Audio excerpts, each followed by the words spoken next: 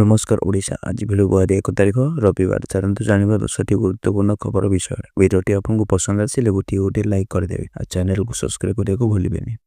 Online gaming app ଆଡ଼ରେ cyber ଠକେଇ। ଲୋକଙ୍କୁ ଭ୍ରମିତ କରି ଟଙ୍କା ଠକୁଥିବା ଅଭିଯୋଗରେ ୱିଞ୍ଜୋ ଆପ୍ ଉପରେ ରୋକ ଲଗାଇଲେ ସରକାର। ନକଲି SMS ମାଧ୍ୟମରେ ବ୍ୟବହାରକାରୀଙ୍କ ଠାରୁ ଟଙ୍କା ଆଦାୟ କରୁଥିବା ଅଭିଯୋଗ ମିଳିଥିଲା। କେନ୍ଦ୍ର ଗୃହ ମନ୍ତ୍ରାଳୟର ତଦନ୍ତ ପରେ ଆପ୍କୁ ବ୍ଲକ୍ କରାଯାଇଛି।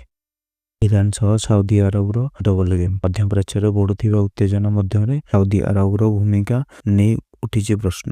Crown prince Mohammed bin Salman ସାର୍ବଜନୀନ ଭାବେ ଇରାନ ସହ ଉତ୍ତେଜନାକୁ ବିରୋଧ କରୁଥିବା ବେଳେ ଆମେରିକାରେ ଏକ ରୁଦ୍ଧଦ୍ୱାର ବୈଠକରେ ସାଉଦି ପ୍ରତିରକ୍ଷା ମନ୍ତ୍ରୀ ଖାଲିଦ୍ ବିନ୍ ସଲମାନ ଭିନ୍ନ ବାର୍ତ୍ତା ଦେଇଛନ୍ତି। ରିପୋର୍ଟ ଅନୁଯାୟୀ ଆମେରିକା ଇରାନ ଉପରେ ଆକ୍ରମଣ ନ କଲେ ଇରାନ ଶାସନ ଆହୁରି ଶକ୍ତିଶାଳୀ ହେବ ବୋଲି ସେ କହିଥିଲେ। ଏହା ସାଉଦି ଆରବର ସାର୍ବଜନିକ ଅଭିମତ ସହ ମେଳ ଖାଉନଥିବା ରାଜନୈତିକ ମହଲରେ ଚର୍ଚ୍ଚା ତୀବ୍ର ହୋଇଛି। ମହାରାଷ୍ଟ୍ର ରାଜନୀତିରେ ବଡ଼ ଅଟକଳ। ରାଜ୍ୟସଭା ସାଂସଦ ଓ ଅଜିତ ପାୱାରଙ୍କ ପତ୍ନୀ ସୁନିତା ପାୱାର ହୋଇପାରନ୍ତି ରାଜ୍ୟର ପରବର୍ତ୍ତୀ ଉପମୁଖ୍ୟମନ୍ତ୍ରୀ। ସୁନିତ୍ରା ଯଦି ଶପଥ ନିଅନ୍ତି ଏବେ ସେ ହେବେ ରାଷ୍ଟ୍ରର ପ୍ରଥମ ମହିଳା ଉପମୁଖ୍ୟମନ୍ତ୍ରୀ। ଏନସିପି ମହାୟୁତି ମେଣ୍ଟ ସମ୍ମୁଖ ତାଙ୍କ ନାମ ପ୍ରସ୍ତାବ ରଖିଥିବା ଜଣାପଡ଼ିଛି। ଆଜି ଅପରାହ୍ନରେ ଏନସିପି ବିଧାୟକ ଦଳ ବୈଠକ ହେବାକୁ ଥିବା ବେଳେ ପ୍ରାୟ 40 ଜଣ ବିଧାୟକ ସୁନିତ୍ରାଙ୍କୁ ଦଳ ନେତ୍ରୀ ଭାବେ ବାଛିଛନ୍ତି। ସେପଟେ ଶରଦ ପାୱାରଙ୍କୁ ଭେଟିଛନ୍ତି ପାର୍ଥ ପାୱାର, ଯାହାକୁ ନେଇ ରାଜନୈତିକ ଚର୍ଚ୍ଚା ତୀବ୍ର ହୋଇଛି। ରୁଷ ବଦଳରେ ଆମେରିକାଠୁ ତେଲ କିଣିବ କି ଭାରତ? ଭାରତର ରୁଷୀୟ ତେଲ ଉପରେ ନିର୍ଭରଶୀଳତା କମୁଥିବା ବେଳେ ଏହି ପ୍ରଶ୍ନ ଉଠିଛି। ଆମେରିକା ରାଷ୍ଟ୍ରପତି ଡୋନାଲ୍ଡ ଟ୍ରମ୍ପ କହିଛନ୍ତି ଭାରତ ରୁଷୀୟ ତୈଳ ବିକଳ୍ପ ଭାବେ ଭେନେଜୁଏଲାଠୁ ଅଶୋଧିତ ତୈଳ କିଣିପାରେ। ଟ୍ରମ୍ପଙ୍କ ମତାନୁସାରେ ଭାରତ ଖୁବ୍ ଶୀଘ୍ର ଭେନେଜୁଏଲା ତୈଳ କ୍ରୟ ଆରମ୍ଭ କରିପାରେ। ଏହା ସେତେବେଳେ ଆସିଛି ଯେତେବେଳେ ଆମେରିକୀୟ ଟାରିଫ ଲାଗୁ ପରେ ଭାରତ ରୁଷଠାରୁ ପ୍ରତିଦିନ ତୈଳ କ୍ରୟ କମାଇବା ଦିଗରେ ଆଗୁଆ ବଢୁଛି। ଏହି ପରିବର୍ତ୍ତନ ଭାରତର ଊର୍ଜା ନୀତିରେ ବଡ଼ ସଂକେତ ଭାବେ ଦେଖାଯାଉଛି। ବେଲଘର ହାତୀ ମୃତ୍ୟୁ ଘଟଣାରେ ବଡ଼ କାର୍ଯ୍ୟାନୁଷ୍ଠାନ। ଭୁଲ ରିପୋର୍ଟ ଦେବା ଅଭିଯୋଗରେ ଏସିଏଫଓ ସୂର୍ଯ୍ୟକାନ୍ତ ବେହେରା ନିଲମ୍ବିତ। କନ୍ଧମାଳ ଜିଲ୍ଲା ବାଲିଗୁଡ଼ା ଅଧୀନସ୍ଥ ବେଲଘର ବନାଞ୍ଚଳରେ ହାତୀ ମୃତ୍ୟୁ ପରେ ଦେହକୁ ଖଣ୍ଡ ଖଣ୍ଡ କରି ମାଟି ତଳେ ପୋତି ଦିଆଯାଇଥିଲା।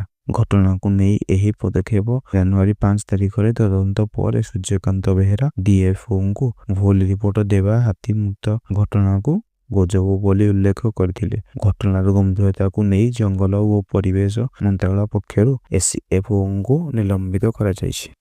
ହଳଦିଆପଦର ଓଭରବ୍ରିଜରେ ହୃଦୟ ବିଦାରକ ସଡ଼କ ଦୁର୍ଘଟଣା। ଦ୍ରୁତ ଗତିରେ ଆସୁଥିବା ଟ୍ରକ୍ ଚାପି ଦେବାରୁ 5 ଜଣ ଯୁବକ ମୃତ, ଅନ୍ୟ 2 ଜଣ ଗୁରୁତର ଆହତ ହୋଇ ମୃତ୍ୟୁ ସହ ସଂଗ୍ରାମ କରୁଛନ୍ତି। ଆଜି ମଧ୍ୟାହ୍ନ ସମୟରେ ଘଟିଥିବା ଏହି ଦୁର୍ଘଟଣା ଅଞ୍ଚଳକୁ ସ୍ତବ୍ଧ କରିଦେଇଛି। ଖବର ପାଇ ପୋଲିସ ଘଟଣାସ୍ଥଳରେ ପହଞ୍ଚି ମୃତଦେହ ଜବତ କରି ବ୍ୟବଚ୍ଛେଦ ପାଇଁ ପଠାଯାଇଛି। ଆହତମାନଙ୍କୁ ଉଦ୍ଧାର କରି ଏମକେସିଜି ମେଡିକାଲରେ ଭର୍ତ୍ତି କରାଯାଇଛି। ଡ୍ୟୁଟି ବେଳେ ଡାକ୍ତରଖାନା ଖାଲି, ଭୋଜିରେ ମାତିଲେ ଡାକ୍ତର ଓ କର୍ମଚାରୀ। ଚିକିତ୍ସା ନ ପାଇ ନିରାଶ ହେଲେ ରୋଗୀ। ଏଭଳି ଚିତ୍ତବିଦାରକ ଦୃଶ୍ୟ ଦେଖିବାକୁ ମିଳିଛି ଗଞ୍ଜାମ ଜିଲ୍ଲା ହବିଷଜନଗର ଗୋଷ୍ଠୀ ସ୍ୱାସ୍ଥ୍ୟ କେନ୍ଦ୍ରରେ। ଡାକ୍ତର ଓ ମେଡିକାଲ କର୍ମଚାରୀଙ୍କ ଚରମ ଅବହେଳା ସାମ୍ନାକୁ ଆସିଛି। ଆଠଗଡ଼ ପାଟଣା ସ୍ଥିତ ନାରାୟଣୀ ମନ୍ଦିରରେ ଆନୁଆଲ ମିଟିଂ ଉପଲକ୍ଷେ ଭୋଜି ଓ ନାଚ ଗୀତର ଆସର ଜମିଥିବା ବେଳେ ଡାକ୍ତରଖାନାରେ ଅପେକ୍ଷାରେ ରହିଥିଲେ ରୋଗୀ। ଏହି ଘଟଣାକୁ ନେଇ ସ୍ୱାସ୍ଥ୍ୟ ବିଭାଗ ଦାୟିତ୍ୱ ଉପରେ ଏବେ ପ୍ରଶ୍ନ ଉଠିଛି।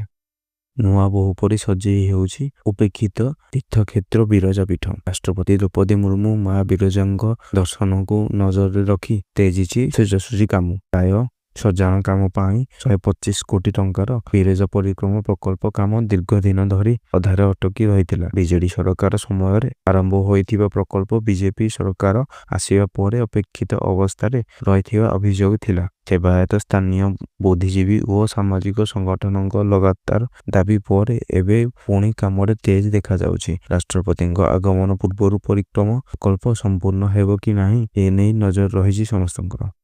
33 କେଭି ବିଦ୍ୟୁତ ତାର ଲାଗି ମହିଳାଙ୍କ ମୃତ। କ୍ଷତିପୂରଣ ଦାବିରେ ସାରା ରାତି ଜଙ୍ଗଲରେ ଧାରଣା ଦେଲେ ଗ୍ରାମବାସୀ। ଶୀତ କାକରକୁ ଅପେକ୍ଷା କରି ଧାରଣାରେ ବସିଛନ୍ତି ଲୋକେ। କୋରାପୁଟ ଜିଲ୍ଲା ଲକ୍ଷ୍ମୀପୁର ଥାନା ଅନ୍ତର୍ଗତ ବଡ଼ଶଙ୍ଖା ଗାଁରେ ଘଟିଛି ଏହି ଦୁଃଖଦ ଘଟଣା। ବୁଧବାର ସନ୍ଧ୍ୟାରେ ମହିଳା ଜଣଙ୍କ ମଇଁଷି ଖୋଜିବାକୁ ଯାଇଥିବା ବେଳେ 33 କେଭି ବିଦ୍ୟୁତ ତାର ସ୍ପର୍ଶରେ ଆସି ପ୍ରାଣ ହରାଇଥିଲେ। ଘଟଣାକୁ ନେଇ ଗ୍ରାମରେ ଉତ୍ତେଜନା ଜାରି ରହିଥିବା ବେଳେ ପ୍ରଶାସନର ହସ୍ତକ୍ଷେପକୁ ଅପେକ୍ଷା କରାଯାଇଛି।